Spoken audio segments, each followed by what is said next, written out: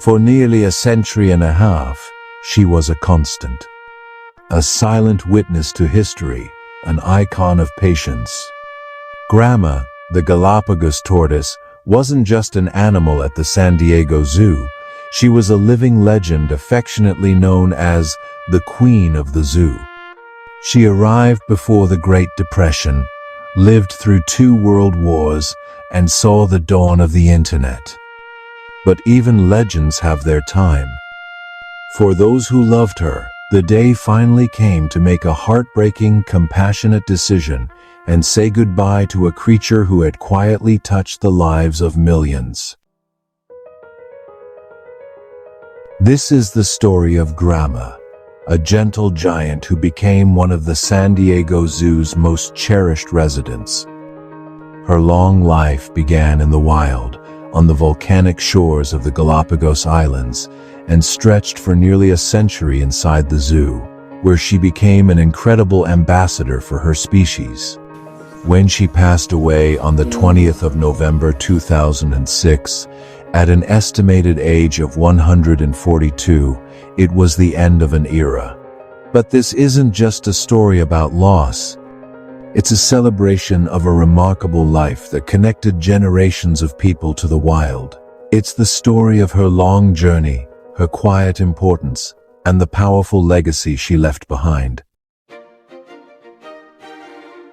Grandma's story starts sometime around 1885. Think about that for a second. The first automobile hadn't been invented yet, and Queen Victoria was still on the British throne when a small tortoise hatched on the remote Galapagos Islands. She was born into a world of stark volcanic beauty, the same world that had inspired Charles Darwin just 50 years earlier. But this was a dangerous time for her kind. For centuries, sailors had plundered the islands, taking tens of thousands of tortoises for food. Their incredible ability to survive for a year without food or water made them a tragic living pantry for long voyages. Humans also brought invasive species like rats and goats, which ate tortoise eggs and destroyed their habitat. By the early 20th century, several tortoise subspecies were gone forever, and most of the rest were critically endangered. It was during this crisis that a conservation effort led by Charles Townsend of the New York Zoological Society began collecting tortoises to establish breeding colonies in zoos, hoping to save them from extinction. Sometime between 1928 and 1931, a young adult grandma was brought from the Galapagos to the Bronx Zoo and then sent to the San Diego Zoo. She was one of the zoo's very first residents, a founding member of what would become a vital tortoise colony. Her life in the wild was over, but a new, century-long chapter was about to begin. For the next 75 years, Grandma was a quiet, steady presence at the San Diego Zoo. As the city grew up around her, she became a living landmark. Visitors who first saw her as kids would come back decades later with their own children, and then their grandchildren, to see the same ancient, gentle creature. One visitor, Christina Park, remembered being allowed to ride a tortoise as a child in the 1,950 seconds, an experience that isn't allowed today but sparked her lifelong passion for tortoise conservation. Grandma wasn't just an exhibit, she was a connection between generations. Among her keepers, she was simply the Queen of the Zoo.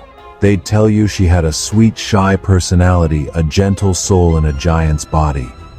While other tortoises could be more interactive, Grandma had a quiet grace. Her days were slow and simple. She'd wander through her habitat, take a dip in her pond, and munch on her favorite foods, like romaine lettuce and prickly pear cactus fruit. In a touching tribute after she passed, the zoo even suggested that people could enjoy a fruit salad in her memory. To tell the tortoises apart, keepers paint numbers on their shells, red for females, white for males. But to those who knew her, Grandma was unmistakable.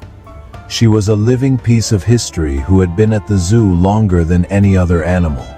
From grainy black and white photos in the zoo's early days to social media posts near the end of her life, she was a constant thread in the zoo's story. For an animal that lives life in the slow lane, aging is a very gradual process.